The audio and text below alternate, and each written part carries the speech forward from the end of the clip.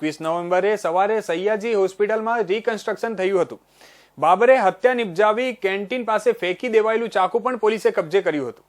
પૂર્વ કોર્પોરેટરના પુત્રની એસએસજી હોસ્પિટલમાં ઘાતકી હત્યા કરવામાં આવી હતી. ત્યારે 21 નવેમ્બરે સવારે પોલીસે મુખ્ય આરોપી બાબરખાન પઠાણ સાથે હત્યાની સમગ્ર ઘટનાને ફરીથી બનાવી હતી. પોલીસે હત્યામાં વપરાયેલા છરી પણ કબજે કરી લીધી છે અને વડોદરા શહેરના નાગરવાડા વિસ્તારમાં લઘુમતી સમાજના ગુંડા બાબર હબીબ ખાન પઠાણે જુગાર રમવા બાબતે બોલાચાલી બાદ હિન્દુ યુવક પર છરી અને લાકડીઓ વડે હુમલો કર્યો હતો.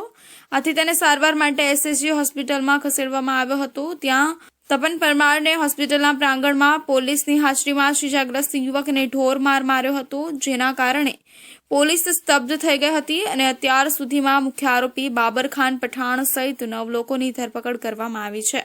ત્યારે પોલીસે મુખ્ય આરોપી બાબર હબીબ ખાન પઠાણને સાથે રાખી 21 નવેમ્બરની સવારે સમગ્ર ઘટનાની તપાસ હાથ ધરી હતી. પોલીસે હત્યામાં વપરાયેલા છરી પણ કબજે કરી લીધી છે.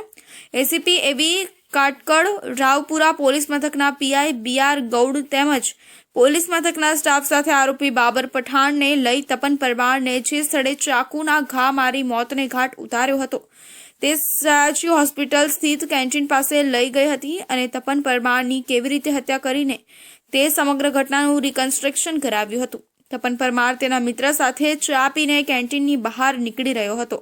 તે સમયે બાબર અને તેના સાગરીતોએ તેને રોક્યો હતો અને સમાધાનની વાતો ચાલતી હતી. તે સમયે એકાએક બાબરે પોતાના ખિસ્સામાંથી ચાકુ કાઢી તપન પરમારના પેટ છાતીમાં હુલાવી દીધું હતું અને લોહીવાળું ચાકુ કેન્ટીનના પાછળના ભાગે ફેંકી સાગરીતો સાથે ફરાર થઈ ગયો હતો. સુરક્ષાના ભાગરૂપે પોલીસ દ્વારા પંચોને સાથે રાખી તપન પરમારની હત્યાનું રિકન્સ્ટ્રક્શન કરવામાં આવ્યું હતું. 25 મિનિટ સુધી ચાલેલા રિકન્સ્ટ્રક્શન સમયે સયાજી હોસ્પિટલમાં સારવાર માટે લઈ રહેલા દર્દીઓના કેન્ટીનમાં ચા પીવા માટે આવેલા સગાઓ એકઠા થઈ ગયા હતા.